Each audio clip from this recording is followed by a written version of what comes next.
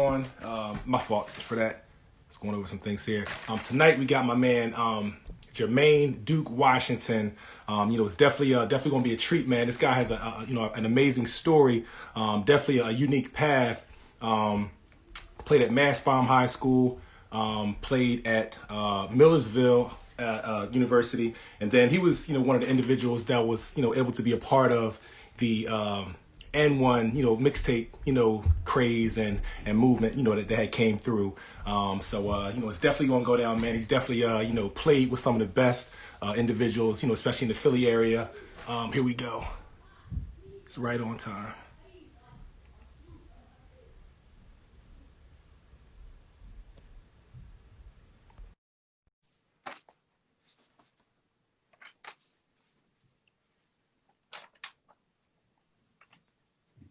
Big Duke. What's going on, Big Star? How you, man? I'm blessed by the best, man. So it's good to be here with you, man. How you doing, man? Oh, man, I appreciate it, man. It's good to be on with you guys for sure, man. I'm good, though. I'm good. I can't complain. That's good, man. Hey, I appreciate you, man. First off, just want to let you know I appreciate all your support, man. From the beginning of the whole, Legends Week series, man. You've been chiming in, you've been participating, interacting in the conversations, man. It's definitely been a blessing, man, to have you, a part of the whole process, man. And also, here at Legends Week, man, the format. The whole purpose, goals and objectives of Legends Week, man, is just, to do my part, to pay homage, to individuals like yourself who've given so much to the culture, given so much to the game of basketball. Classic memories, you gave the communities and all that kind of stuff, man. And also, with me, promoting current athletes, the younger generation. Right. This forms this is a form of education for those younger individuals, man, to never forget those guys who paved the way for them, learning from, guys like your experiences and all that kind of stuff, man. So it's definitely a blessing to have you on and, contributing to this Legends Week process, man. I'm anxious to hear your story, man. Because you played Division II ball, Philly, then Division II, and then you were a part of you had the opportunity and you were blessed to be a part of the whole AND1 mixtape process, man. So I'm just excited to finally have somebody on to kind of talk about that process, behind the scenes and everything, man. And the viewers, I'm sure they're going to be interested to hear about that as well, man. Absolutely, man. Absolutely. No, I appreciate it, man, for sure, man. The way things are going nowadays for these younger players and all that, man, it's a blessing to even just have this type of conversation to make sure everybody, a platform like you have. So, yeah, I mean, I really appreciate you and all the things that you're doing, man. I mean, I'm laughing at my man, Tamir Harbin, on here, one of the tough boys that played against me all day long. He's shooting right at me, but, I mean, I know that's going to be all night, you know what I'm saying? But yeah, man, these guys, man, I've been blessed to play around a lot of great guys, man. And I had a lot of great old heads to play around, so, man, we go through it, man, for sure.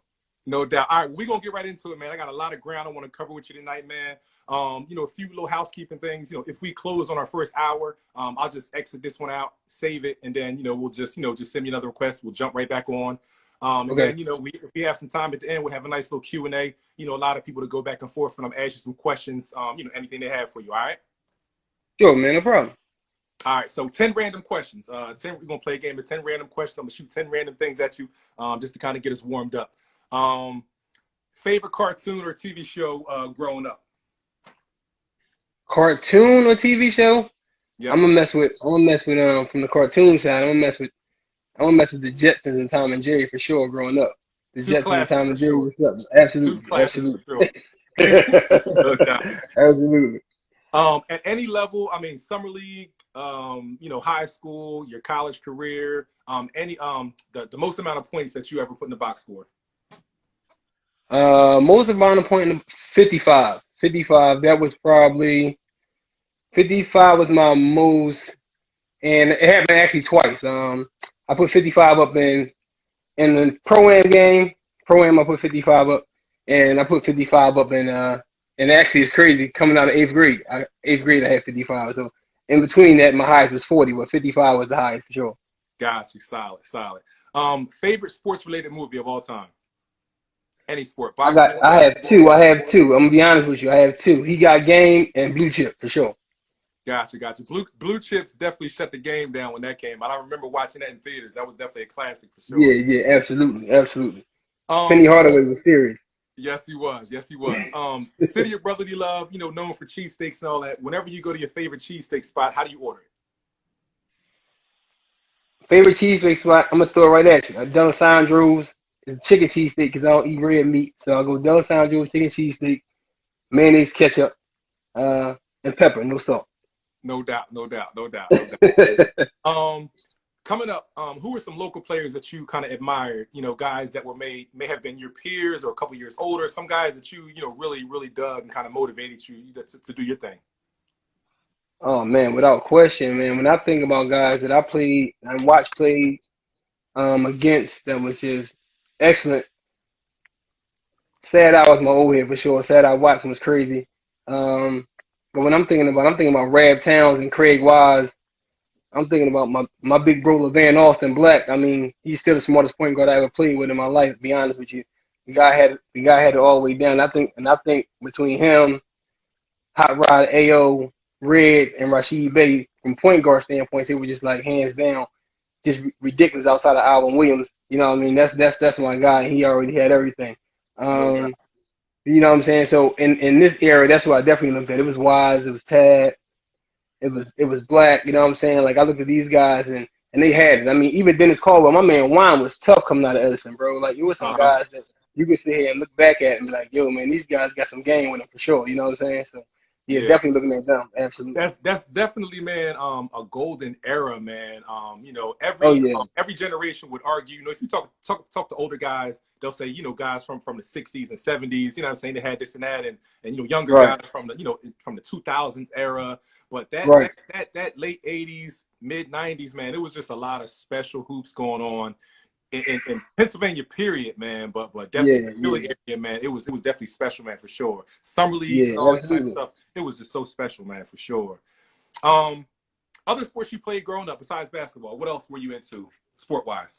So it's crazy, but where we come from, like, and I'm looking at my man Eric Lackey chimed in. I see my man Tex and a bunch of my guys on here, man. When we grew up, man, you know, we coming up in the heart of the city, man, and it was literally like Biggie said on the song, man. It was like you swinging crack rock or you got a wicked jump shot, you know what I'm saying? And them old heads around us, maybe they really paved the way to kind of keep us out the way. And I'm pretty sure my man Tex had that down South Philly and everybody in their parts of the city. But I say that to say we was like three sport guys all day long. They didn't allow us to do anything else.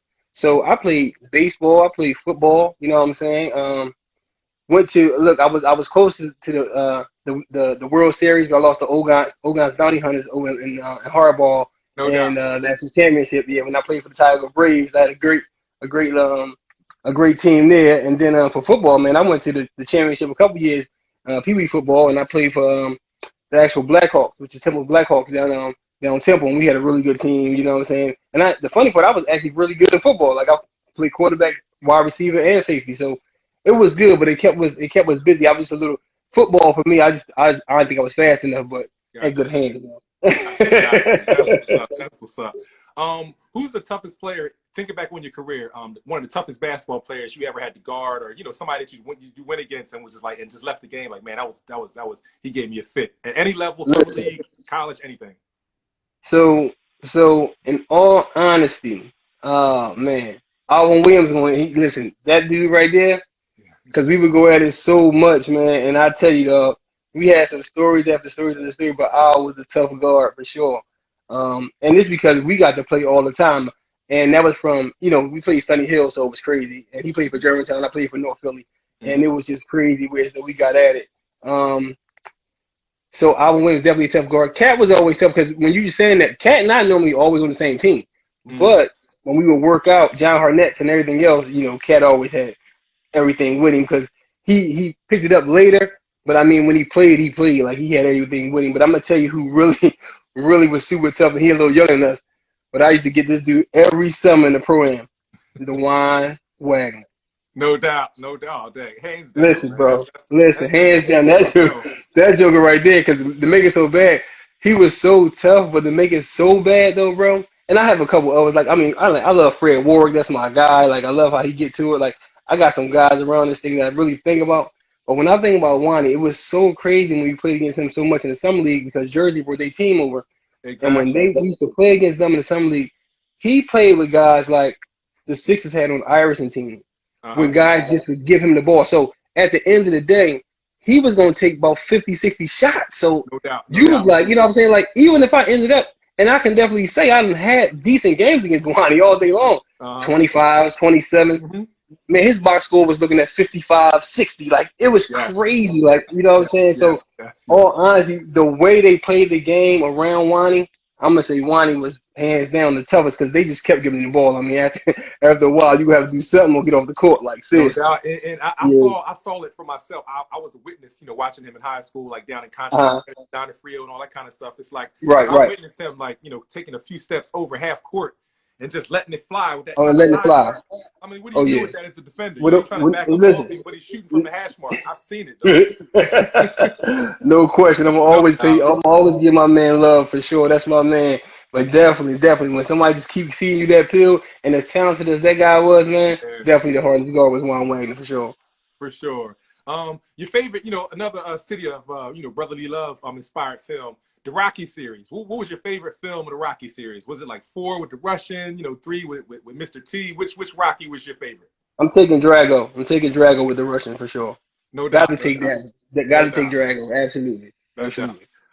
Favorite NBA player growing up? I'm gonna give you 3.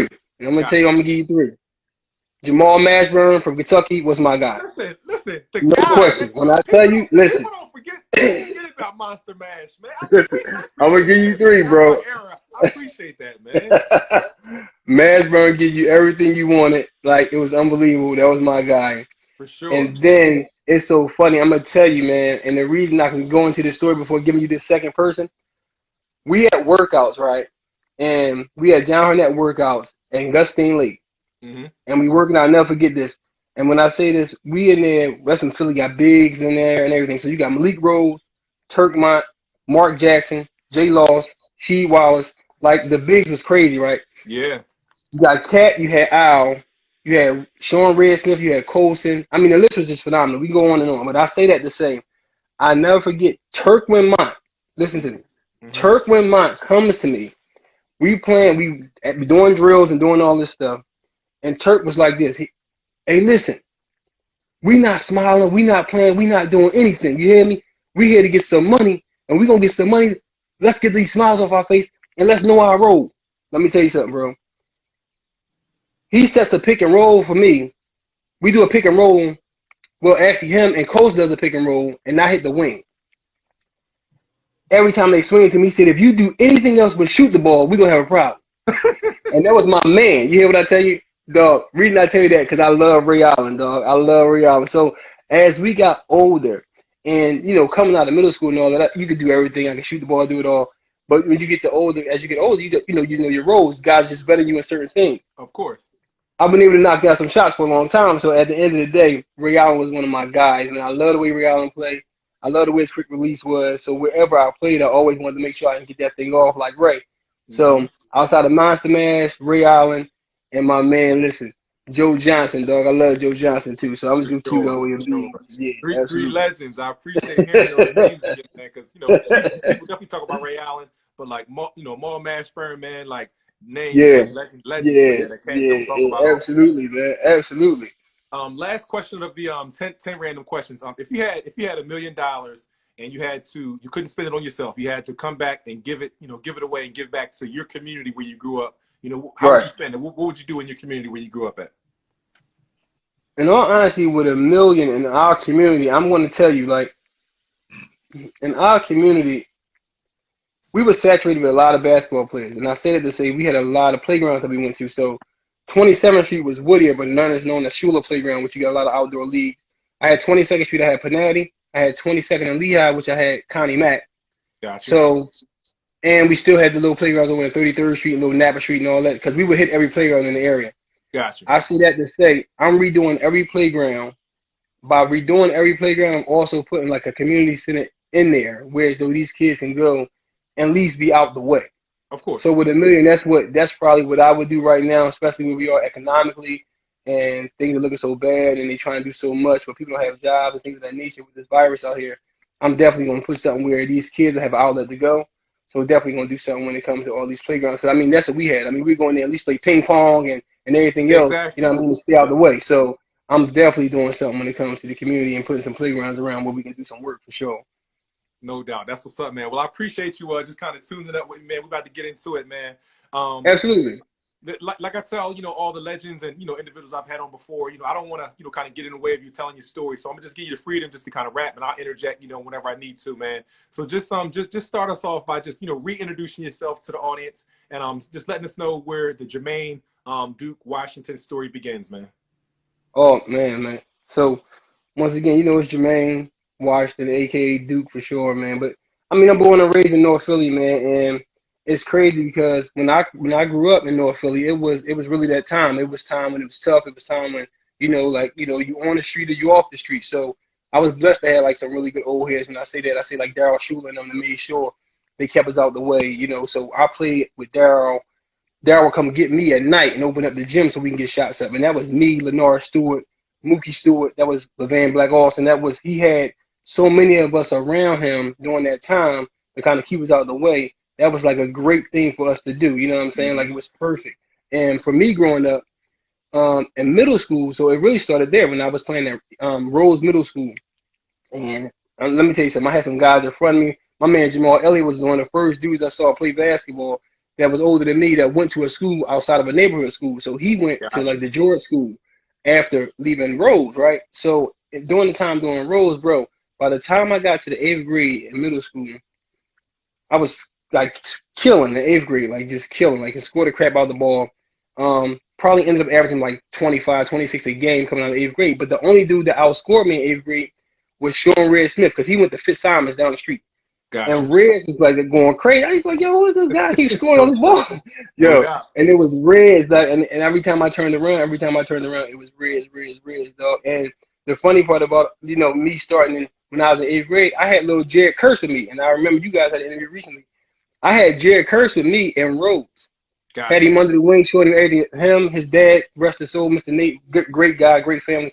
But I had Jared with me, showing him everything. As soon as I leave Rhodes, Jared winds up going to Fitzsimons and been being unstoppable ever since. So it was crazy when I look at just certain things and how they were impacted. But that's where it started from for me.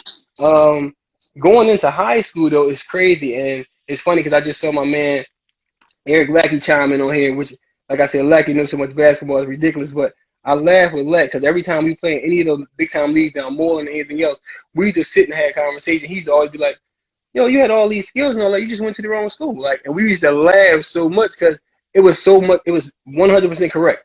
Whereas though, when I played with, I went to Millersville because my grandmama was like, listen, you're not going to go to grads because you go to Millersville, you pass the test, you do all this stuff. So that was a big thing. Like, you don't go to the neighborhood school. But understanding the stuff that I do now, I still laugh at Mr. L when I see him too because he'd be like, yeah, you supposed to go to grads too. And I laugh at Mr. L because I made sure my little brother went there afterwards. But I said to say that during my journey, me going to Millersville was a great thing. But if I would have went to grads, it would have been definitely different. You're dealing with Sheed Wallace, and these guys got K-Swiss contracts and all that all day long. Yeah. Them guys had us, and everybody else running cross country because Mr. L made them run cross country. Yeah, so we like, man, if we're gonna be good, we're gonna run cross country too. Like we're not playing that. Of course, listen. Mr. L set the standard. The blueprint. Listen, Mr. L set the standard, bro. And if you was able to be in his presence and being around him, man, it was just great to be like, yo. It's good to talk to him, between Mr. L and down Sunny Hill, it was just like, look, man, this is where we only going to be. And only the best of the best did that. I will definitely say that. I mean, it was so many of us, though, man. It was so saturated in the city, man. It was like if you wasn't Sheed Wallace, the number one player in the country, then it was like, or like a Rab or Craig, whatever. You had to be really, really high. Or all those guys that was like, really decent players that, like, if you look at nowadays, we'll be a D1, HBCU, anything. Be like, yo, easy. So when having said that, just going through this journey, man, but going to Millersville, man, I wound up having one of the best backcourt mates in the city at the time was my man Mike Cassidy. And when we came out in '94, it was like a great. That was just saying you were. I just wanted to put in perspective for the viewers. Right. You were class of '94. Class of '94. Class of '94. And when we came out in '94, man, it was crazy. Like, it was to the point of you you was just looking around and kind of seeing, because our era, you got Sheed Cat, you got Al, you got Mark Jackson, you got everybody right there at 93 and 92, Yeah. and a lot of us really didn't know that once you leave high school, if you don't get like a real nice university to go to right away, you could take a prep and all that. Colson was able to do that, and that was great. Like that was they was one of the first to do it, and I thought it was wonderful, man. But I say that to say, when we got there, dog, the Philly basketball at that time was so good. To be honest with you, you knew you had to strap up for anybody you played. Yeah. Now you got to realize I went to marathon, so my football team was like champions. Gotcha. Our basketball team was always solid, always playoff contenders, always made little runs, but we wasn't winning the chips because we didn't have all the pieces. Gotcha. But we knew every time we had to strap up, it was somebody on every team. So I had my nemesis. I love these guys over at Bach, man, to this day. Fred Ward, Terrence Mack, and all these guys, my guys. Like, you can think of any school, and you got to strap up against somebody. So you can go to Furness. You had, like, Will Chance, Jamal Lomax. You can go to Bodine, and you got a freaking AND1 over there. Like, everybody is somebody. Like, hey, it's not like real quick. That reminds me, man. Like, I really enjoy you just having this dialogue because me coming up in Norristown, all we heard about was the pub. The pub was crazy. Like, it was crazy. The public league and the public league championships and just the public league period was like freaking NBA, man. You know what I'm saying? That's listen, it was so crazy, bro. Because to be honest with you, even when coaches and recruiting, they felt like if they didn't get like the Shees and all them, like it was over. Like, so you had to, based on education and what we needed to do to survive and those universities, they felt like they're going to take their chances with the big dogs. And other than that, the rest of us is going to wind up going to some D2s or whatever. But it's going to be really crazy with it. But when I looked at it, I'm just like, man, we wasn't allowed to play states when we was playing the pub. The pub was that good. Yes, it was. You know what I'm saying? Like, the pub was super. Like, you had Kevin Slaughter, Devin Bacon, all these guys over at West Philly. You had, like, every school. Parkway was crazy. You know what I'm saying? So we on the lower end of the schools. I mean, like I said, we always good. U City was good. Edison was good. I mean, the list goes on and on and on. But it was a player at every single school. Mm-hmm. You know what I'm saying? You know what I'm saying? So it's just crazy, dog. So I really, really enjoyed that time with the pub. But I wish we could have played the states when we were there, though. It definitely would have been something different for sure. 100%. Hey, real quick, just want to take a quick second to shout out some legends in the building. We got Mike No Jordan. question. We got MJ. That's my guy. That's my guy. Mike Jordan is my guy, man. And you got to realize they're younger than us. And I was talking to Mike before. Them dudes played after we came out, and them dudes ridiculous. Mike Jordan, like I said, hard on head. Like my man Joe Mead, I kill him all the time because that's my boy. But he had a great career at LaSalle and going to Westchester and all that. So I mean, it's guys that you know what I'm saying. Yeah, it's guys that we just played the game, man, and really just love playing the game. Like, it's crazy. You feel me? It's just crazy. So when I looked at us coming out in '94, I never forget this though. I never forget this story. Like, when we came out in '94, when the cream of the crop came out in '94, I'm looking at guys on this list that was just phenomenal. Looking at guys on this list, like, seriously. So I'm looking at the best point guards in the city. First off, was Sean Red Smith was number 1 and Rashid Bey number 2. Mm-hmm. You looking at, I know my list because I was number 8, but I know my list because I was there. But when I looked at my shooting guard list, I'm looking at Fred Warwick at number 1. I'm looking at Rashid Arnold at number 2. Mike Gizzy at number 3. My backcourt mate Mike Cass at number 4. Mm-hmm. Mike Blunt at number 5 for Gratz. I'm looking at Lamont Sharp for King at 6. And then Jamal Lomax at Furness at 7. And then me coming in at 8.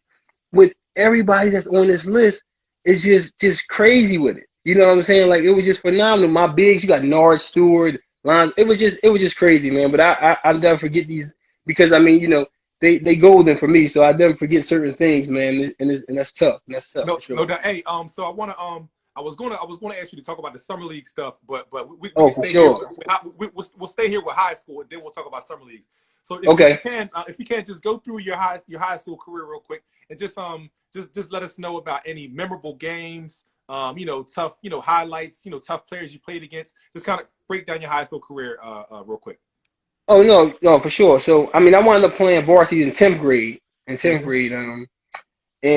didn't do too much playing during 10th grade. 11th and 12th grade, yeah, I really shined. I had some good stuff doing my 11th and 12th grade. Yeah, our team wasn't as good as my 10th grade team, but we had a lot of good stuff going. So, I mean, some memorable games, Fred Warwick and Bach and Tex. I mean, we used to go at it for sure. We had some great back and forth games all day long. Where we were going down to the buzzer. I know U City game with She Rookerburl and Reek Stinson and all that. I mean, that was my man, rest his soul. But Reek Stinson always doing something wrong, little Larry Strand. We had some really good playoff games. I know they wound up beating us in the playoff game because Larry never let me forget it. He never let me forget it. Every time I see him, he talks about that U City win. So I got to eat that one. You know what I'm saying, Paul? No doubt, no doubt. Yeah. But I had some good ones. Olney game, FLC games was crazy. But you know what I will say? Our tournaments over in Chester.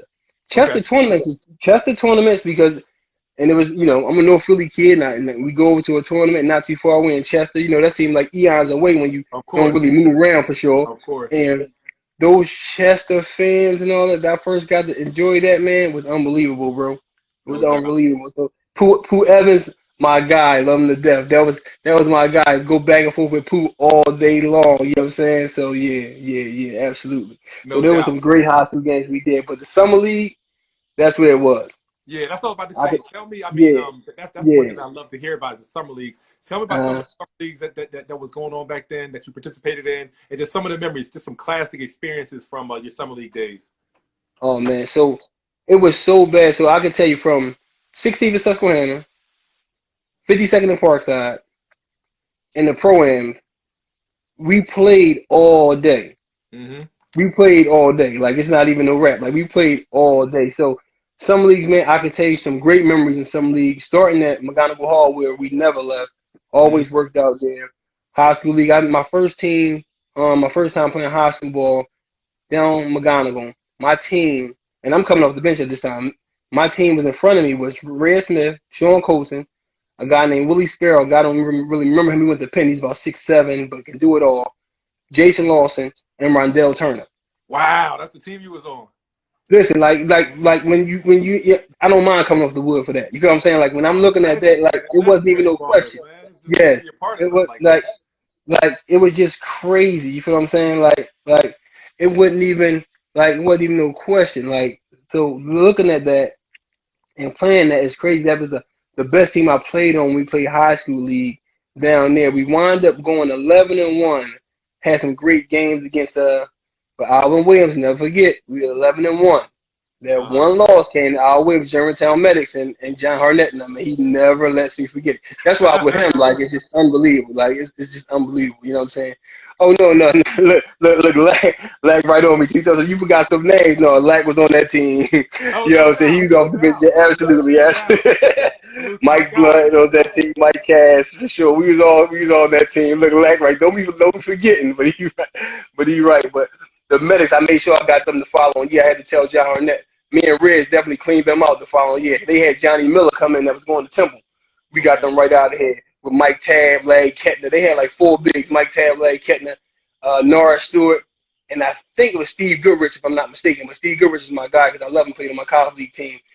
Big boy that can do it all. I love Goodrich, but him and Paul Romanchuk, I love those two dudes for sure. But they were some great memories we had playing in the Hill, and I was able to watch my old heads like Eddie Jones play because they play in the bigger league at that time. So like Eddie Jones and freaking Blue and Aaron McKee, Rad. You looking at Randy Woods. I'm looking at these guys go crazy down there. You know what I'm saying? I'm looking at Big Larry Stewart. And where was that at? That was all at McGonigal as well? That is all at McGonigal Hall. So high school league, college league, and then was the bigger league. Man, it was crazy. It was crazy. So we definitely had some, you know what I mean? Yeah, Mike Jordan and them, they were in future league because they was younger than us. We had high school league, and I'm looking at college league with EJ and them and bigger league, you know what I'm saying? But so it was just loaded. So you would be at McGonigal Hall all day. If you wasn't in back 145 working out, shooting the ball, you back over here at McGonigal checking out the next players on the court, man. So them summer leagues in McGonigal, they were endless, and they were just they're unbelievable. And I'm also say, even McGonigal with the outdoor leagues though, bro, the outdoor leagues set a different standard. So even in McGonigal, before I go to the outdoor league, T and Claude always brought South Philly down. That was crazy, and they brought in like Donnie Carr, Sue Butler, Yard Davis. All was a little younger than us, but they kind of played up a little bit too because they played future and up. You know what I'm saying? Gotcha. And then I'm looking at Noodles running 8 points. So on us, it was North Philly, South Philly. So that game used to be pandemonium anyway. You know what I'm saying? So it was crazy. So it was it was just crazy to watch that and be a part of that. That was really good times down there. But outside of that, we talking about outside league games, man. When you look at 52nd and Parkside when Jay Irvin had opened up West Philly, Yep. and you had guys coming from everywhere to play. It was ridiculous. It was ridiculous. Like we were getting to it, like in those 52nd Street games, and majority of the teams were from that side. It was only like one North Philly team. So when you play outside during that time, Toss It Up was killing 16th Street. That was my North Philly team, but I wouldn't even. They were so loaded with my old heads. It was even hard for me to get in. I had to go play for Linda's Deli and play So with my other guys. who was like that's a common name that I've heard. So who was like some of the Toss It Up teams or like personnel that you remember? Yo, so Toss It Up that's my team from down the way, but it was like I said, there was no way I was getting in with these dudes. So Van Austin Black would play, and then he'd go overseas. But you had Hot Rod Overage, you had Sad Eye Watson, you had they had Big Horse playing the center at a time. Then they had Nard playing at a time.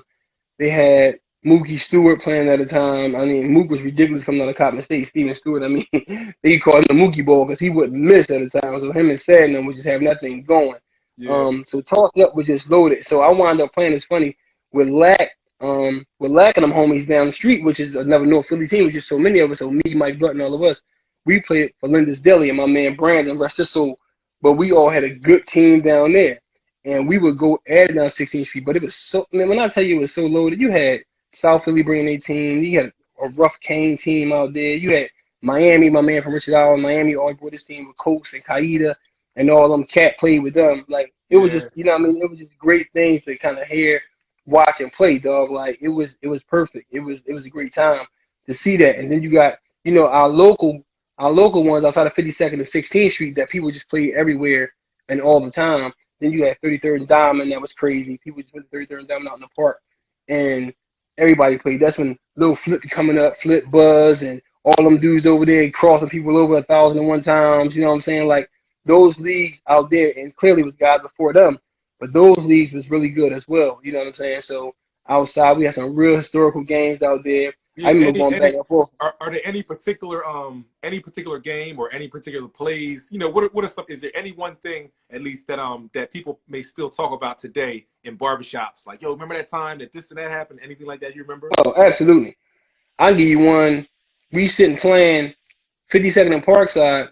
It's me and AO, and it's funny because I gotta tell you, my man, my big bro Black always get on me and tell my son, hey man, we all was good out here. Like, we all had runs, and he'd get on me and be like, you had a little short run. You was good you was high in the city for about 3 years. He kills me all the time. Like, he kills me. So, during those times, though, me, AO, we had, God rest my man, soul, Larry Kettner in the middle. Me, AO, Larry Kettner, Tom from out West Philly. But anyway, we had a nice team out there. We played in the championship against Sue Butler, Yah Davis. It was a South Philly team and a couple other dudes, and, they come loaded. So, I'm going to tell you, AO got the crowd going crazy because he is doing what he do. But I'm getting open, and I tell you to this day, wouldn't miss a shot that game. We going, and we at it, and we wind up beating them in the championship, in the first championship on 52nd Street that they ever had. Wound up beating them, and Yah, my man, that's my youngin' to this day, but couldn't get a bucket to save his life that day. He's like, man, I don't know what you did this day to go ahead and put them clamps down, but he always teased me like, come on, dog, you serious? He did not want going for it, dog. So we definitely go ahead and do that for sure. You know what I'm saying? So that game and a major buzzer beater that I hit down 52nd Street in the championship as well, shot from half court, missed it, caught the ball, and put it back in for a layup. Until this day, they still trying to get over to the championship. But that was a major joint too as well. So they definitely still talk about that in the barbershop. Absolutely. That's dope, man. Hey, well, I just want to shout out my man, Joe Mead. No, listen, I got to shout him out. Hey, Mead, don't worry. We gonna get to the Peace Act. We're gonna talk about the Peace Act. I'm about to say he know he getting love. I gotta shout Mead out. That's my guy. That's my guy. That's my man. That's my man. Hey, before we get to the college stuff though, before we get to Millersville and the Peace Act, did you play? Did you have any experience up at the Donner Field up in Conshohocken or no? Yeah, I played in Conshohocken. Not as much as a lot of other ones though. Yeah. I had a little bit of time in Conshohocken, but not to the point that I can really use some crazy memories though. But I definitely played there. I played there. Actually, just 1 year I played in Donald up country. Yeah. Gotcha, got you. So, all right. So, skip 2. Tell me about the whole college recruiting process. Any all the schools that may have been interested in you, and then what ultimately choosing the PSAC in Millersville.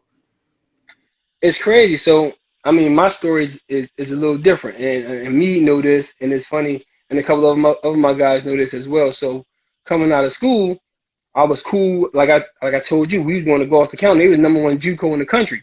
Mm-hmm. Over there when and my old heads Mark Stinson, Mo Whitfield, Derek Millhouse, all Jersey, yeah, Gloucester County. Jersey. Yo, listen, they won the national championship. Sure. Won the national championship. So I go to Gloucester for over there. My man my main man from Bach, Terrence Mack. Our team was loaded over at Gloucester. And what year was that? Was that not with 95? 95, 96. Yeah. So we go back and get right to it over there. Go right back to the national championship. Mm-hmm. We wound up losing in Rochester, New York, but not winning it because the first team, Marvin, went 32-0. They won it. Mm-hmm. We wound up going back over there. We wound up in I think 32-2 or something like that. I'm not 100% sure, but that's where the whole recruiting process really kicked in. Gotcha. I wound up going back. Texan had already left. Texan went to Philadelphia University, and a couple of other guys had already left to go to other schools. It was a few guys. Sorry to cut you off. It was a few guys that's coming to mind. Like my big bro, my god brother played there from Norristown. Alfonso Giddens. That's my man. Fonzo and Condi Beats. Yeah, Fonzo and Condi Beats, no question. Exactly. They Norristown guys. And was Kerry Kittles? Did Kerry Kittles' little brother go there? Acosta Kittles, was he there? Yeah, Acosta Kittles. No. Acosta Kittles. Yeah, Acosta Kittles was down there too. Yeah. He used to dance all day, dog. It was funny. We just didn't. No, it's good. No, absolutely. So just going to the recruiting piece of it. So coming out of school at that time, we all were getting recruited pretty good. Lost. I mean, we were winning. We had no issues. We all had size and all that. So we always getting recruited pretty decent to some nice university at the time. Me, North Philly, it is what it is. I'm on my block. Crap game go off. I get hit with a stray bullet in my leg. Wait, what? Yeah, bro. Hold on. Bro. Go back. I know, yeah. So we all from college, and we home, and they got a little crap game on my block. Mm-hmm. And the crap game started to get a little bigger. So during that time, people rob crap games. It was crazy. They run up on you, this, that, and the third. So guys around there just start strapping up. Like, it was family, but they just start strapping up, making sure nobody pull up. The game getting big, this, that, and the third. But straight bullet go off, hit me dead in my leg. Hit me in the shin, come out my calf. Hit me in my calf, come out my shin. And that was heavy in my recruiting process during that time. In the midst of that, because I was literally on my way to sign a contract with LIU. I mean, scholarship with LIU, and they shared a campus with CW Post at the time. Okay. And both of the schools at the time. So you ever look up LIU right now? They call it LIU Brooklyn, and it's called LIU Post. Gotcha. But at the time, CW Post had a great program. They was a heavy D2 school, and then LIU with Charles Jones numbers going. That was heavy at the time. That just came from the tournament. I was ready to anchor deal with LIU. Coming out of Gloucester, we was good. After I got hit, it was just like, yo. Wow. The guy kept contacting coach. He said, yo, can he play? Is there things he can do? This, that, and the third. And it was just like, he was like, yeah, he's fine. I was away, so I had to take some time off, though. You know what I'm saying? So during that time, we started playing. I was playing and working out, and I was blessed. That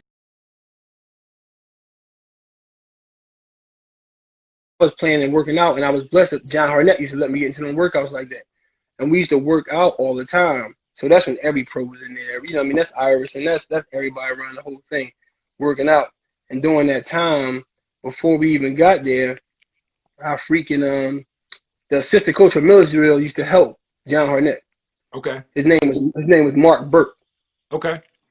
And Mark Burke used to always tap me like, damn, I know we may have opportunity to get you, but I just want to let you know we're very interested in you coming.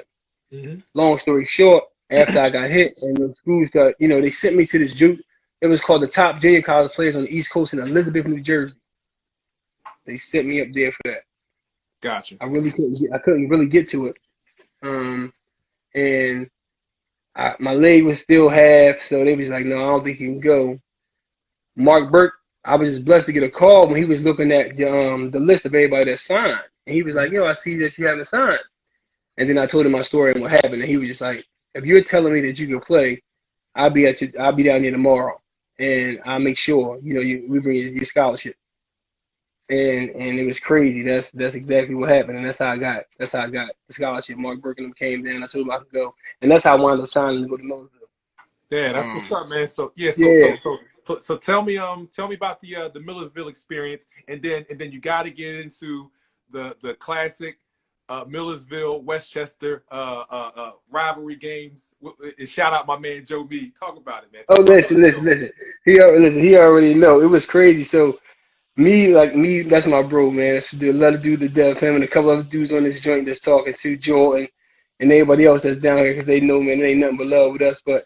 When we got to Millersville, when I got to Millersville and we playing, now I get to a school, clearly it's predominantly Caucasian and all that, so you know how they go. So, we get there, and as soon as we get there, the head coach that signed me left, right? Wow. I'm there with a bunch of, so Mark Burke was still there, but the head coach left. So I'm there with a bunch of All-Americans. So I had my man Jamal Palmer. He's an All-6'9", All-American boy. I had a couple of dudes that was there. Terry House. We had a nice little team. Coming into this joint. So just to get into it, so I came in and started the wing and try to get to it a little bit. So my first year with the head coach leaving, we wanted to bring an interim coach. He wanted to change the lineups and things was all right. So he said, look, man, I know you was brought in to start, whatever, but I'm gonna have to bring you off the bench because I got this ball right here. So he brought me on for the 6th man at the beginning of the year. So this is how the Millersville Westchester stories come up because my man Joe Meade was out that thing working. Gotcha. So me definitely out that thing working. That's when my man me still had hair. You know what I'm saying? Me was getting some chicks. You feel me? So me definitely out there working, man, having a crazy year. And he had his man Dante with him. What year was this? And what year was this?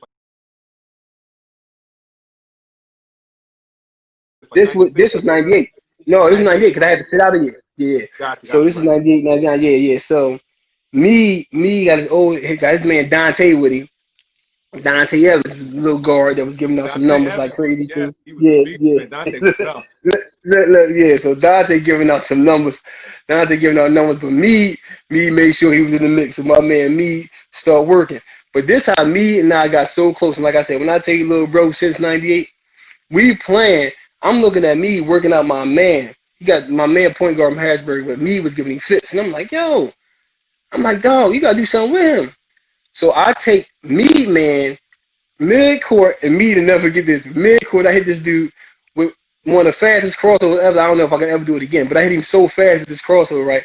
Me coming to me on the side, like, yo, what the hell? He still talks to me about this time. Yo, if you ever see the boy Frank Zan and seriously, still to this day, dog, I still think he's going sideways, dog. I laugh so hard, dog. I swear to you. Shout out to the brothers. They my guy. Listen, I'm trying to tell you, Frank, my man. And this is when they wound up beating us down West. We were always split for sure. But me was giving us some work, and he would never let me forget it. Oh, God, I couldn't forget that because you got to realize I'm from North Philly.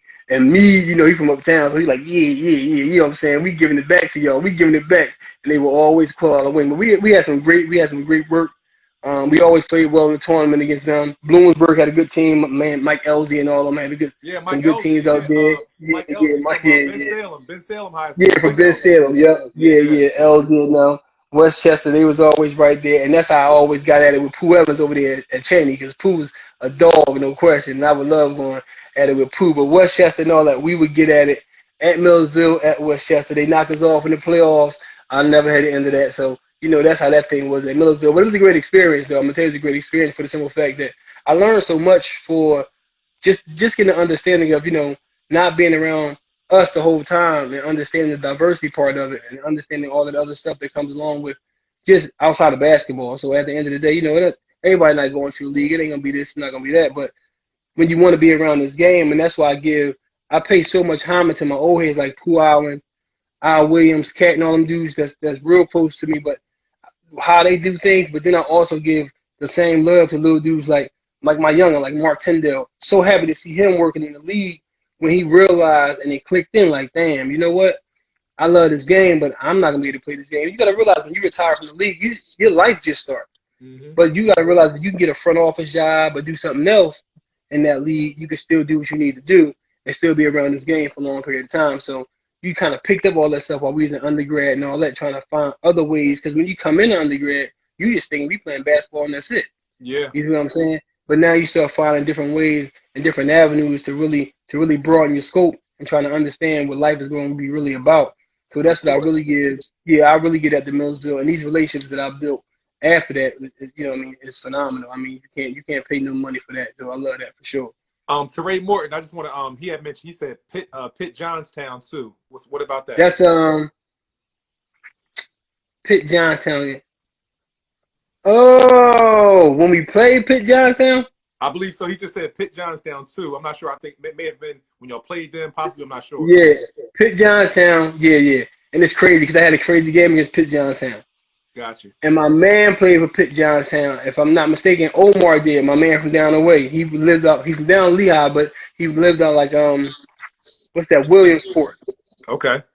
I think Williamsport, but my man, still plays to this day. But we had a great game, Pitt Johnstown game. I do remember that. I just don't remember all the details, but I remember that because the O was on that team. And O and I, it's funny, they always call us brothers because they say we look similar. So that's how I kind of remember that game for sure. No doubt. Just out of curiosity, just knowing, you know, and I'm really interested to, like, once you get to, you know, in a little while, you start to talk about your professional career, like currently, and because one thing that I really want the younger generation to Southern Connecticut guys. Yeah. He letting me know. They got us in Southern Connecticut for sure. Absolutely. Southern Connecticut got us in up in Connecticut. Absolutely. They did beat us for sure. Got you.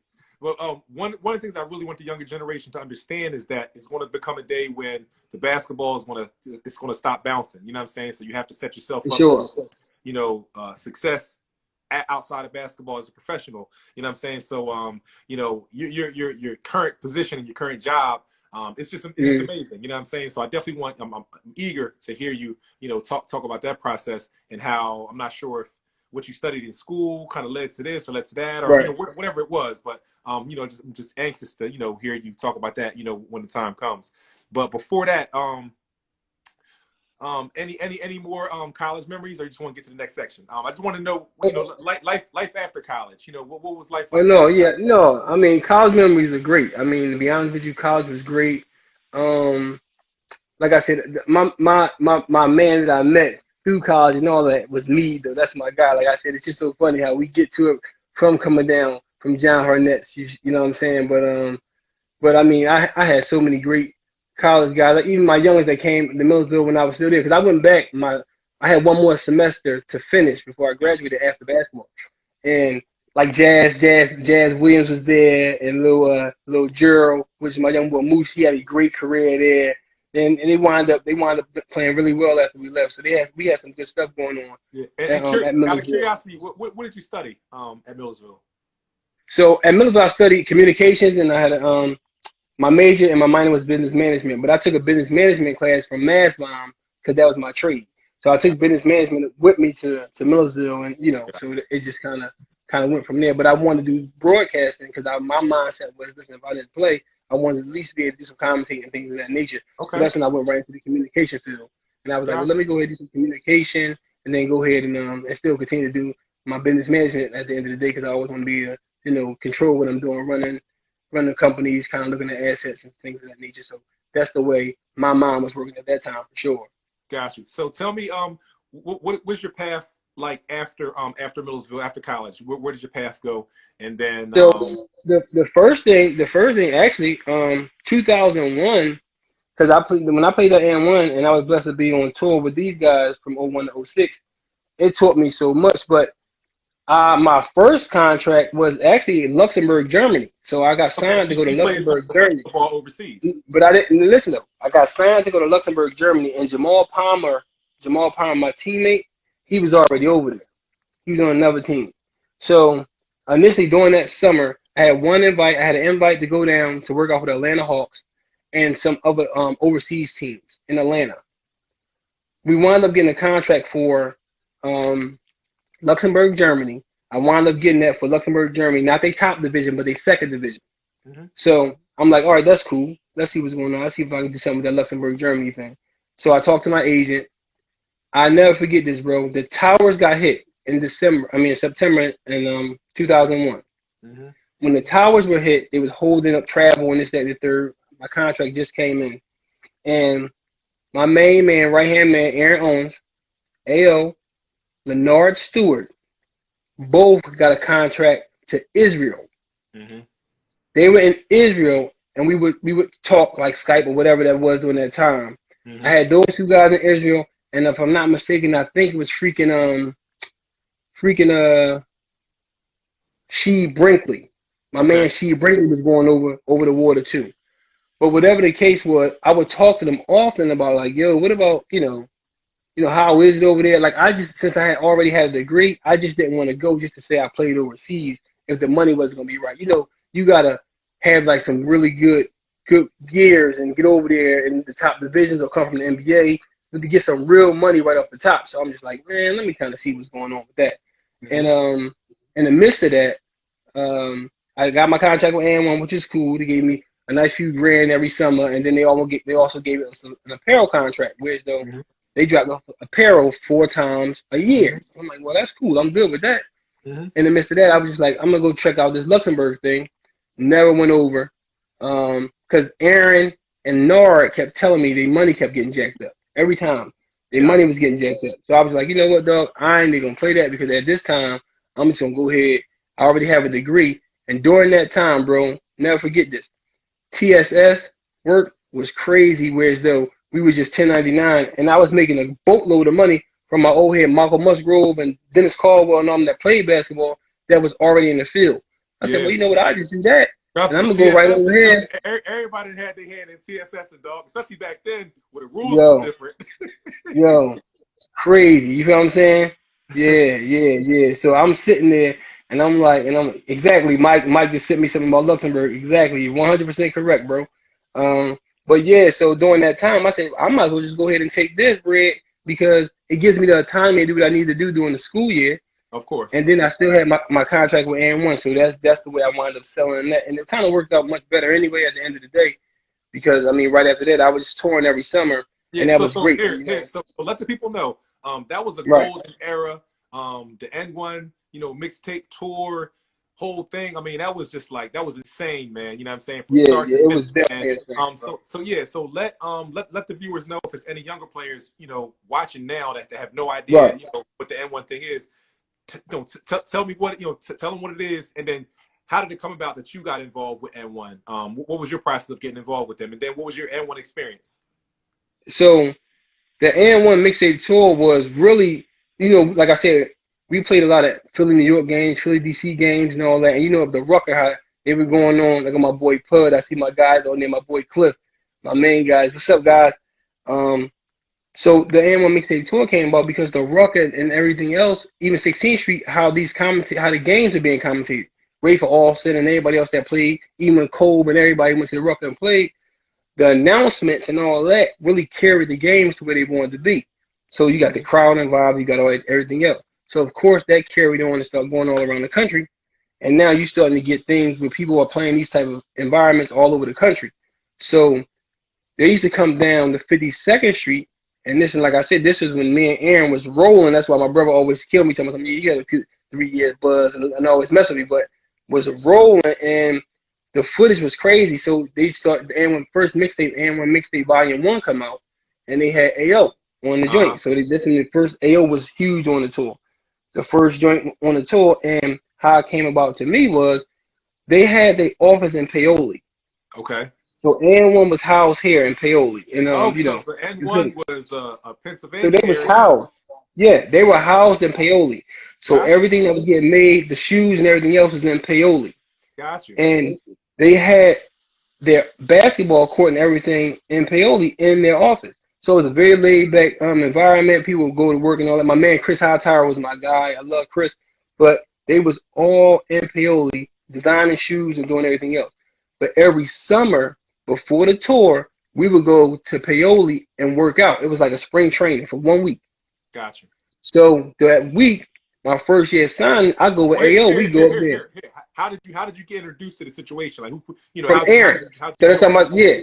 So my first week, we go to Paoli. Okay, This was Aaron first went first. This when he was about to get signed to AND1. So my gotcha. first week, we go to Paoli. I mean, they first spring training in Paoli. So then we begin to work out. I'm having a great time up there, killing, rolling. I'm rolling with Aaron though, and Aaron making it easy for me, doing whatever he wants, then dropping the ball off to me, and I'm just shooting and I'm hitting.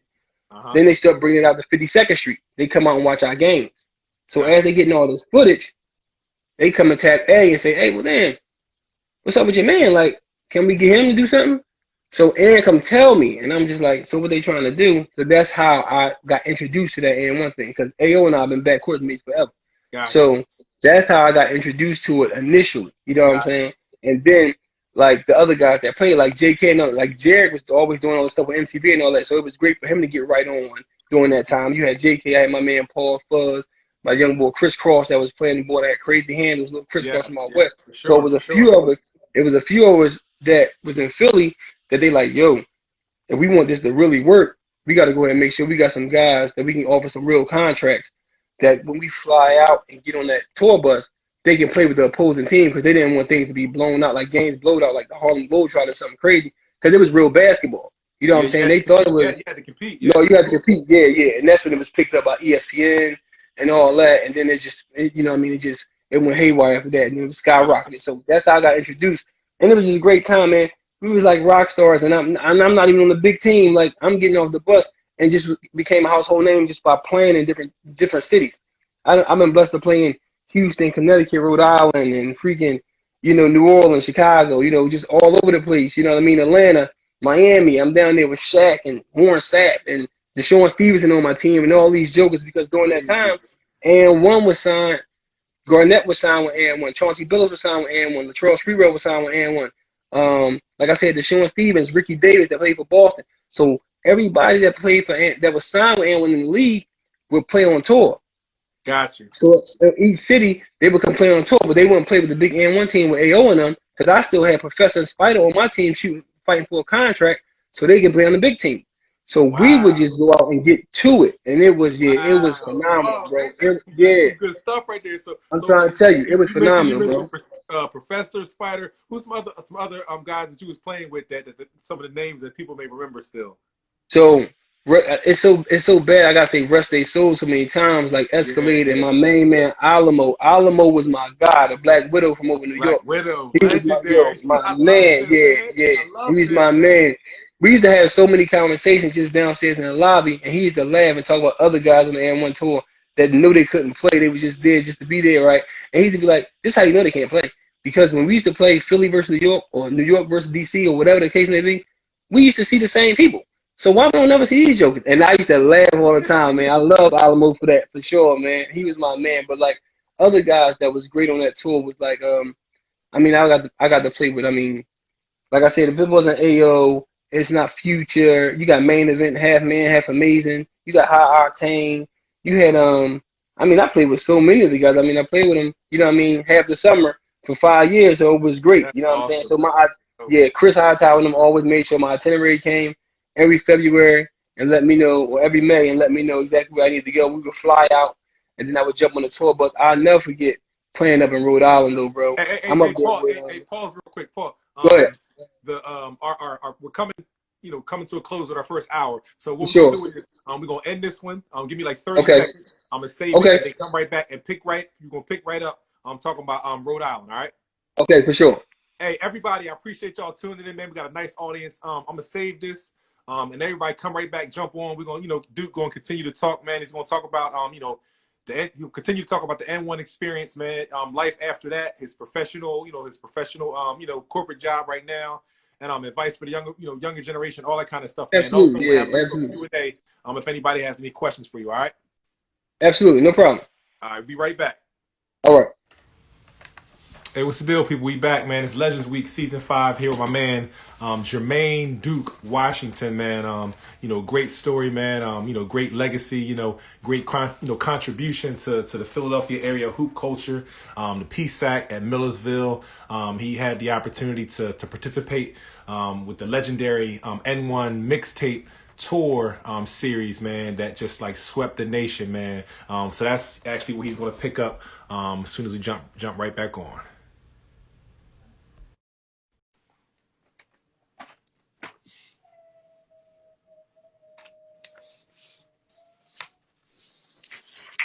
Hey, so pick right back up. You were talking about you were about to start talking about an experience with N1 something regarding Rhode Island. Pick back up right there. Oh yeah, I'm pretty sure like JK and everyone else that was on this joint. So our first year, we get off. We get off. We just played in Philly. We jump on the road to go to Rhode Island on the tour bus. We jump on like I said on the road. When we pull up in Rhode Island, this is the first time I ever heard of an ethnicity called Cape Verdeans. Gotcha. Right, bro. We pull up to a park, and the hotel that we staying out is like sitting on a hill. Mm-hmm. So it's clearly an AND1 Mixtape tour bus, and it's crazy, dog. When I tell you, like rock stars, we pull up to a Cape Verdean festival. Gotcha. Listen, bro, I never saw this. It was you like they were the mixed breed everything. Like you looked at you would see people that was like dark skin, blue eyes, and long hair. Like it was just crazy. Like you just never like when I tell you the environment was so crazy when we got there, though, dog. Like that Cape Verdean thing was unbelievable. But when like the fans, the way they treat us and all that, and that was my first time on a road.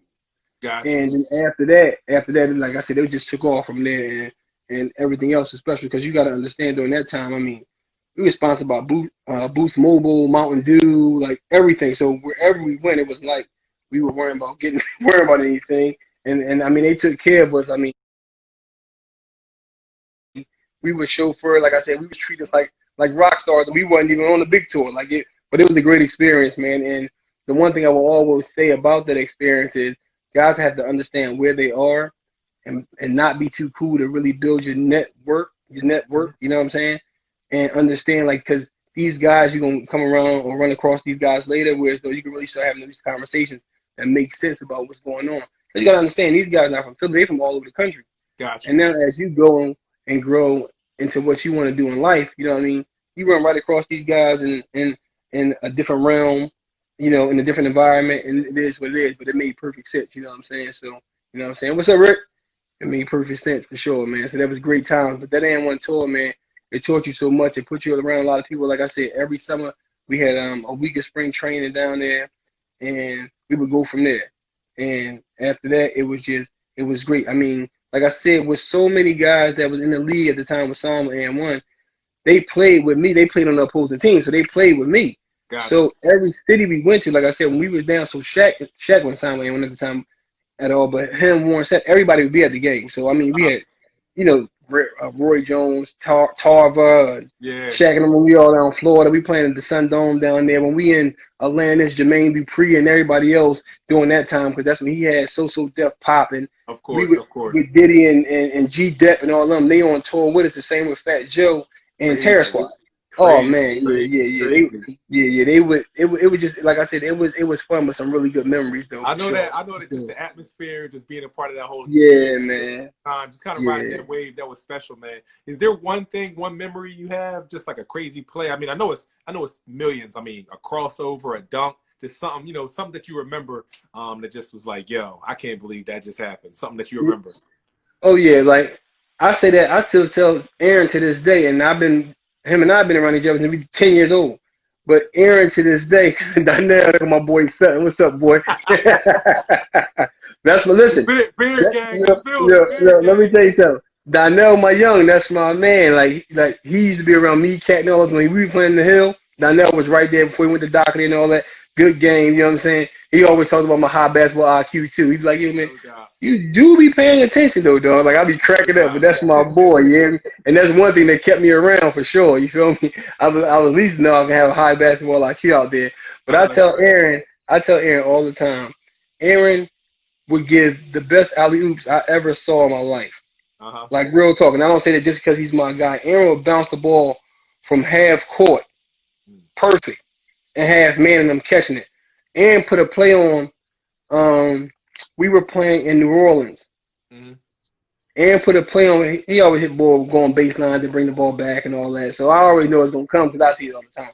But anyway, I'm on the opponent team and I'm telling my man, yo, don't go for the side. Don't go that way. I'm screaming at him, don't go that way. He like, no, I'm locking up. I'm like, all right, whatever. So he goes baseline and brings the ball back. Ball goes sideways. But while the ball going sideways, Aaron throws the ball, but like he's falling and throws the ball like under him. Catches the ball.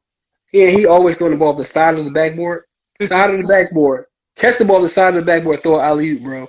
So listen, I never forget it. Never forget it. He run around with this dumb mohawk on his head, and I always got laughed at him. I remember the mohawk day. No doubt. That's my bro, man. I love him to death, but yeah, for sure. I always got laughed at him for doing something crazy. Just let the people know how good was AO, man. Just in general, like in organized play, college play, street ball, summer league. Just how good was his talent? How special was he, man? So now this is how. Let me go back further. I'm gonna tell you how special Gratz was.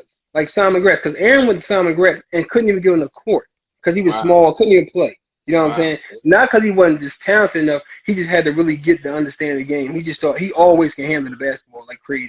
You know what I'm saying? So it used to be like funny, like me, AO, and my man Corey Griffith Smoke and all that. We used to play basketball at night when the lights, and the man would keep the lights on at the playground from like 10 to 2 a.m.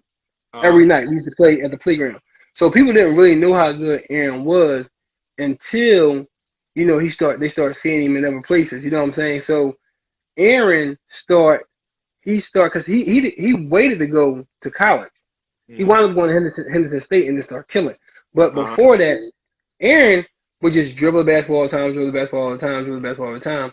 Not really shoot it that much, but can get anywhere he wanted to get. So he started playing, and initially they just thought that he just was a handling guy, like he just handled the ball and all that. Like I said, he made life real easy for me because he would blow past somebody go, and he draw a double two, and he swings it to me, and I just got to go and knock down the shot. But he got to be so good at one point, right through the leagues, the pro-ams and all that, we all played together. You just see how his game matured, and then Harnett started allowing him to come to workouts and all that. That's when you could see it kind of really picked up. So Aaron was a game changer. Aaron was a game changer for sure. But he was always just thin. You know what I'm saying? He was always a real thin dude. But of course, he's from the streets, so we always gonna play with major heart. But he always was able to put it down, do what he needed to do, and get the way he needed to get to. You know what I'm saying? So it's crazy because Leck. I'm just about to say something, but Leck just said it. Look, that's why I say Leck knows so much basketball. But he just posted something I'm about to say. The one thing both of us did, Aaron and I, we had a growth spurt during 1 year. I grew 4 inches. Lack giving me the number. Lack giving me 5'8" to 6'3" for AO over one school year. So it was crazy because he was small, and then all of a sudden just shot up out of nowhere. And then with that crazy handle, so that's how you start judging Aaron from that. It just started getting crazy. You know what I'm saying? And then the confidence start coming with the people that's around you. So you start being around, like I said, you in the street or you're not, but them guys in the street made sure we was good. So the confidence is built up like crazy because at that time it was just like, man, we good. We got these guys, and this is how it's gonna go. And then, like I said, Aaron took off from there, bro. And then when he went to Henderson State, wound up going away to school. Then he just started killing and all that. And then I seen on his Instagram page a couple clips, like same stuff he was doing, and same stuff. Street ball, just having fun, just having his way, man. Correct, because it was game. The stuff he was doing in street ball was basketball. Like they thought it was gonna be gimmicks and all that. No, he was playing basketball for sure. Like you're not gimmicking out here. You know what I mean? That's what people thought. And he's like, no, like you might see somebody pull somebody's shirt over their head and all that. That's normally that towards the end of the game when this thing's out of hand. Like when you strapping up and going, they not trying to lose and all that. And we got paid a little couple dollars extra when we got them out of here. So we was trying to make that happen. But no, honestly, man, it was really good. And Aaron, like I said, he worked on this stuff and then he continued to play. And we just kept playing and kept playing and kept playing. And then, he became pretty much phenomenal, though. Hey, back to yourself. At what point did your, like that chapter of your life kind of come to a close and you transition into, whatever was next, like your professional career or whatever? Right. So like my last year playing with AND1, they were kind of dwindling down based on, because we were so big. And I'm not gonna say dwindling down from an aspect of, so Nike and everybody else came in and started wanting to buy the company. So the things started to kind of change. You know what I'm saying? And how they want to do things. So my last year, 06, was a great year for us to play. It was we had great times and all that. But I just started seeing other things that probably was going to look. If I can't continue to play, I got to do some other stuff. So I started just looking at some other stuff between financial worlds and things of that nature, and it went from one thing to the other. So during that time, I just really just kind of transitioned into the financial world, where though I just started just learning how to do all types of lending and mortgages and all that type of stuff. And during that time, we had a financial crash in 2008. But during those first 2 years, the finance game was crazy. So I'm learning how to lend, learning what people. So everything these Caucasians is learning, these Jews and everything else, I'm picking up everything and I'm soaking it up like a sponge, so I can make sure I take it to where we from. You know what I'm saying? So people can understand what's going on and all that. So that's how I really kind of transitioned out of 2006. Like I said, dealing with making sure my network was right. Went and had some conversations with some folks, and they was like, "Yeah, well, my man got a financial company right over here in Wilmington. Right over here in Fort Washington." He's like, "You're more than welcome." I said, "Why not? Like, I'm playing this game." And you got to realize these positions that I was taking during these times, they were autonomy positions, because majority of the time they were commissioned. So when you come from playing ball and all that, you want your freedom. You want to be able to do what you want to do. So I just took those positions. But during that time, bro, the mortgage game, you were earning 10, 15,000 a month, like just on the strength of just closing deals. Wow. Yeah, so it was a good time during that time. Yeah, no question. So it was good, and that's how I kind of just transitioned right in to finance and then start doing that. And it kind of been in finance ever since, to be honest with you. Gotcha. And so your current position, it's pretty outstanding, man. Just talk about what you're currently doing at Hampton, and just kind of what you do, what you're doing now as a profession. So right now I'm the director of athletic development at Hampton University, assistant to the athletic director. So it's a financial, so people don't really understand it when you say it initially, but it's still a financial position, just with the athletic department, though. I control all the budgets over there, things of that nature. Of course, in my world, because I'm in the athletic field, I get to do everything athletically. I'm always traveling. I'm always doing these things outside of coaching.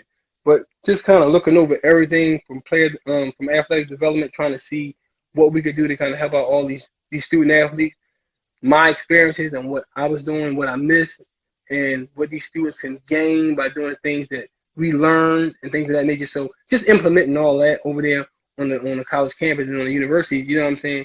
It speaks volumes. And for me to do that and then bring my experiences over to kind of help these guys understand, you got to understand when you retire from basketball, your life is really just beginning. So you have to understand that you got to have a game plan involved in what you're going to do next. So, now with all the social media and things of that nature, of course, we wasn't blessed to have that, but these guys can do so much more with these outlets and things of that nature. They can build, their entrepreneurships are really, they can grow and do some things so much faster than we could coming up, which is a blessing. So now, just being over at the university and at an HBCU at that, these last couple of years was great for me, just to be able to talk to our folks, let them know what's going on, and just try to make sure their brain is where it needs to be, because at the end of the day, they are our future and all that. And these millennials, man, they ain't playing no games, though. They feel like they can do everything from a cell phone so fast and everything technically. It's ridiculous. So I want to make sure I'm good when it's time for us to retire and all that, make sure my pension and all that right. So I need these guys to be right. You feel me?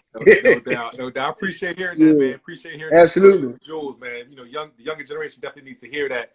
And Absolutely. And to know that, a position that you have is attainable. You know what I'm saying? Things, right. Like doing things like that, behind the scenes, are definitely doable, man. So I appreciate you breaking that down. Absolutely. When you look back over your entire basketball journey, what are a few things that basketball's taught you, just about life, or just about life, or just anything in general that you learned from the game? Basketball.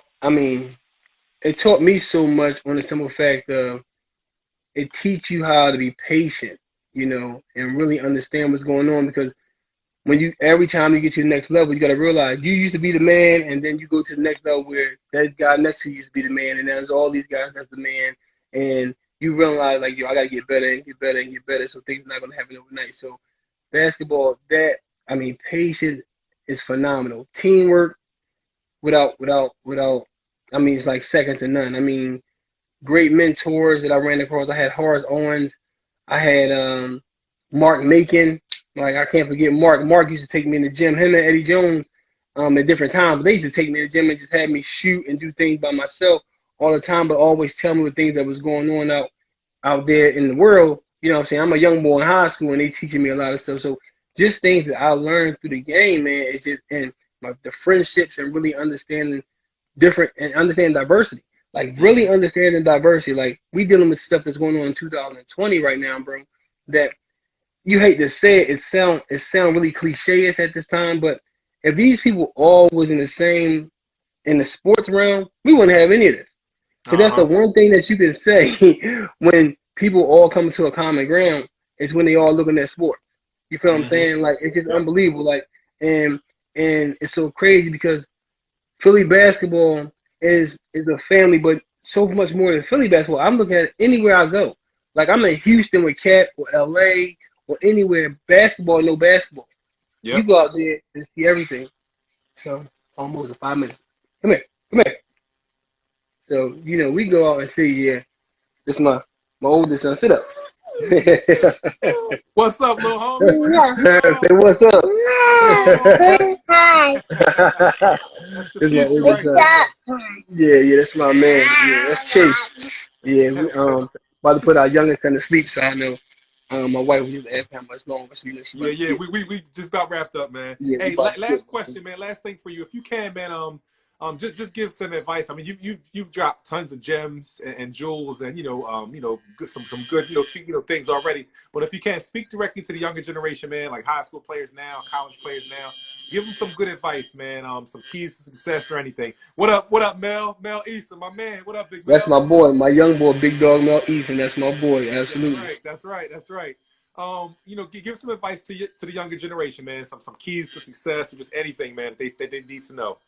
What I would say to the younger generation, in all honesty, guys, I mean, the world is your oyster, like, and you probably would hear that. And like I said, so many things are cliche when you hear old people say or older people say, "Man, if I knew what I knew then, and I know now," and that type of stuff. But what I would tell you guys now, at this age, you guys can do any and everything you want.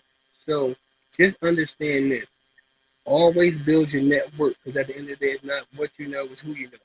I'm gonna tell you that right now. Always make sure you get that. Now you want to make sure you always understanding what's going on, getting as intelligent as possible, reading as much as you want, and knowing what's going on outside. But dog, it's who you know that's definitely going to get you where you need to be. So always understand your network, because by doing that, so treat everybody with respect, man. Because at the end of the day, it's gonna come back around, and you're gonna run into these guys you ain't never expect to run into 10, 15 years from now, and they can say, "Look, this is what it is. We're gonna sign you. We're not gonna sign you." So definitely do that, and just understanding, like, if you want to be around the game, jump into it early. Like, you know what I'm saying? Like, these people say, "Look, I want to be around this basketball game. I want to do this. I want to do that." But I mean, I'm not in the league. Dog, these front office jobs and all that is where you want to be for your longevity. So if you're looking to do some things, it's so many universities in the world. And when you're a young boy, you have no family, and you're looking, you can travel, you can do these things. Don't worry about being in Philly or wherever you are. Take that leap and go ahead and say, "Look, you know what? They got a position over here somewhere in Atlanta. Or they got a position over here. Go ahead, take that opportunity, because right now you don't have no ties. So you want to do all that stuff when you're not tying anybody down. You want to go in and get that opportunity." So that's what I would tell these young guys, man. Take the opportunity, and that's why I'm so proud of Mark, looking at Mark Tyndale do it from playing basketball at a young age and right now jumping right in over there with Kyle and the Raptors and doing some things with them, man. It's great to see little bro doing that type of stuff, man, because he grabbed it and he understands it early, being around agents, understanding the game after basketball. So if you just want to be around the environment and you think that's your niche, I would tell these young players right now, do what you gotta do, but get to it early, because by the time you get to it at 22 and 23, you got 10 years at 33, bro, and you still a young boy, and you really the top dog. So trust and believe, man, for sure. No doubt, no doubt. Well, hey, man, I appreciate all your time, man. I appreciate you sharing your story, here on Legends Week, man. I appreciate just your transparency and That's just my man Tease and my man Mel. No doubt, no doubt. Yeah. So just want to let you know, man, just thank you for your contribution to the game, man. Thank you for everything that you gave to us, man. All the insight, your knowledge, just your whole contribution. Thank you again. Thanks for your time tonight, man. And God bless you, bless your family, and just your mind, your business mind, everything that you're doing down in Hampton, man. Prayers for much success for you, man. Hey, man, I appreciate that for sure. Hey, Man. if we have a few more seconds, Go I'm ahead. just open up to the people real quick. If anybody has any questions for my man, Jermaine Washington. Type type of comment, type of question down in the comment section if For you have sure. any question for him about his anything, summer leagues, college career, N1s, professional career, anything like that. Ask away. If anybody has something, I'll let them ask. But if not, I'll ask you something I'm curious about. As some people may have some questions that they'll type at the bottom of the screen. What are your thoughts about the whole HBCU kind of thing? Like as far as kind of where we are right now in the country. The big thing now is are some of the top college are some of the top high school recruits going to start going the HBCU route? Some from our black athletes. What are your thoughts about that? I think it's great. And I'm not saying it because I may not always be at Hampton. I may be at another university and it may not be HBCU. But I'm going to just tell you this, and I'm going to tell you why I think it's so great, because people don't really understand the whole inside piece to this. And if it's not brought in front of you, and that's like, when you look at like your big 5 schools and all these big time schools, you got an FBS and you got an FCS. So when you look at like football and you look at basketball and all these revenue generated sports, bro, people don't really take in consideration. Let me use Kentucky, for example. I'm going to use Kentucky, for example, because if you like the young boy Mikey Williams or Juan Wagner's son or Juan Wagner Jr., you any of these dudes, let's say you go to Kentucky, you can go to Kentucky, you may get whatever you're gonna get, and you go into the league. At the end of the day, you only gonna play 1 year. 9 times out of 10, you playing 1 year. Back in the day, like the Jay Rice and Shannon Sharps, all these dudes, Walter Paytons, they HBCUs and they all Hall of Famers, and 9 times out of 10, they couldn't get into a majority school. They had to go to a minority school because we weren't allowed to go there. Gotcha. So the only reason we're allowed to hit these majority schools is because they understand our athleticism and they understand it's a business. And by it being a business, they're going to generate and do whatever they can to make the most money off us. The HBCUs need it the most because at the end of the day, you have to understand, you get them 1, 2 high-profile athletes, that's bringing you Nike, that's bringing you everything that you want, that's bringing you TV deals, that's bringing you everything. Yep. That for the university, when you normally see universities like Hampton and like other universities play, like the bigger schools, they pay games. The bigger schools will pay those smaller schools to kind of help them out. Of course, so when I see that, they're sponsored up games, which is that's how it's supposed to be. So when you see something like that, you would definitely want these high-profile athletes, especially the ones that's only going to play a year, to go to these HBCUs, because at the end of the day, you go to Kentucky or wherever you want to go, they're going to know you play at Kentucky, and that's what it is. You go to these HBCUs, bro, it's a legacy. It's 100%. Done. You may have a statue out that joint. Like, you know what I'm saying? Like, I'm just being honest with you. It's crazy. The momentum and that you're going to change when you do things of that nature, man. So I would love to see these guys go ahead and do all that. I mean, don't get me wrong. It don't have to be the all HBCU. It is what it is. But, I mean, go, man. And go to HBCUs because the education is there and they teach you the education that you need to know. Of course. You feel what I'm saying? So I'm always for it, man. I'm one of the dudes that like to pay it forward. I talk to my man George Lynch all the time. He was just at Clark Atlanta, but now he just left back to play for Carolina and the Sixers and all that. That's my man. He was just coaching Clark. But we talk about stuff all the time. If you ever look at a site, even on Instagram, he got HBCU Heroes. Okay. Check it out. Oh, wow. Great dude. I definitely got to check it out. Yeah, so just check out HBCU Heroes. It's ran by George Lynch. And he trying to tell people, he played in North Carolina. But he trying to make sure these HBCUs can get what they need as well. So, I mean, I like that. And I hope it happens. Got you. One or two questions from the people, then we'll close out. My man Mel Easton wants to know who's the toughest post player / scorer that you know from down the way. Post players / scorer from down the way. Post players / let me think. See, Mel, you a young boy, so I know you want me to say Lil Easton, but you got I got Drake Griffin, I got Andre Griffin, I got you still got Turk Ramon, you still got Shee Wallace. I mean, so they all from down the way, and I love you, Mel, for sure. And you put up a lot of buckets there, Edison. But probably for me, honestly, that had the most moves and all that was Andre Griffin. Like people don't even know that played the grass. Andre Griffin had everything. He was Kevin McHale. He was Kevin McHale at grass, though. Give you everything you wanted. So I probably Andre Griffin back then. He was just ridiculous. Got you, got you. Last question, if anybody got nothing else. I think you talked about this in the first hour, but just mentioned again, who was the hardest player you had to guard growing up? On a daily basis, like I said, it was Al Williams. It was Al Williams for sure. Because Al Williams, he used to mess up his sneak so much because he used to stop so hard on his jerky haul ass and just stop in the dime. Yeah. Oh, man, he was the toughest for sure. And then, of course, DeJuan Wagner for sure. Absolutely. No doubt, no doubt. Wait, with that being said, man, we're gonna wrap it up. This is a Legends Week with my man Jermaine Washington, man, Duke, man. Shout out to some legends, man. We got my man Mike Morak, man. My guy. Rump Classic in here, man. Shout out guy. To you, man. Absolutely. Shout out to Mike Morak for real, man. Always doing something, innovative guy. Always looking to make some things happen for the community, dog. You know, if you talk to him on the phone, you'll think he's black anyway. So I tease him all the time. No doubt. He's really not Caucasian, man. Like seriously. No doubt. Soul brother. It's a soul brother right there. No question. Doubt. That's my boy for sure. Wait, again, thank you. I can't thank you enough for your time tonight, man. Continue to participate and engage. You know, I always like to see you when doing the other interviews. I see you in the comments. You know, absolutely helping out, man. Helping to keep the conversation going, man. God bless you, man. You know, much homage paid to your legacy. It's Legends Week. I appreciate you, big dog. Hey, man, listen, I appreciate you. Thanks for having me, man. And continue all the success. Continue to do what you do, man. You're doing a great job at doing what you do, man. Paying it forward. It's an innovative thing that you got going.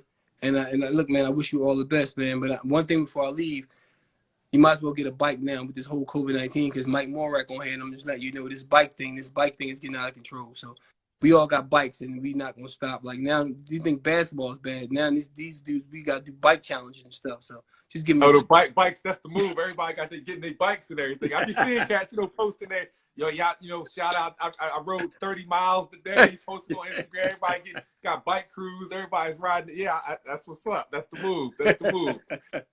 Hey, one more thing, real quick. I know I keep saying one more thing. Give me your reflections real quick on the whole Legends Week series. Who are some of the interviews that you've seen so far that have been really good and that you've kind of learned from or that have been kind of cool for you? So I didn't get to talk about some of you guys, but I saw Al interview. I mean, of course, I watched my man Al Williams. I watched Cats. I watched Flip on. I watched Flip a little bit. I watched my boy Flip, and I think Flip has a great story. So his interview was great. Actually, your man from Chester that was on here, not the boy from Harrisburg, but your man from Chester 2 nights ago was great. Oh, Ray Carroll. Ray Carroll. Legendary. That interview was legendary, hands down, man. That dude's so special, man. Yeah, that was dope. Yeah, Ray Carroll was a good one. So, just to name a few, man. But, I mean, all these guys got their own story, man. They all have great energy. They all can share some things that make sense. And at the end of the day, everybody be thinking, your Legends Week is all about just, somebody having 2,500 points or something like that. This is about your journey and all that, which I understand. So that's why I was so willing and eager to go ahead and do this. You know what I'm saying? Like, I've been around guys that played basketball that scored more points than I did and all that at the end of the day. But their journey probably wasn't, they probably stopped. I mean, like, I love Rondell Turner. Bump was one of the best big dudes I've ever seen in my life. You know what I'm saying? For sure. It's just so many different things, man. But I really appreciate you letting me go ahead and share this information with these guys and all that. And I'll talk to you, man. But I appreciate you for sure. No doubt, 100%, man. I'll see you on the flip side. All right, big dog. Absolutely. Appreciate it. And shout out. One more shout out to my man Joe Mead who just jumped back on. And he's gonna be texting me while he's jumping back in, talking about LeBron James in this interview. So I'm gonna talk to him in a minute because I know the game on that chump. No. All right, man. Appreciate you, dude. Yep. Take care. All right. All right.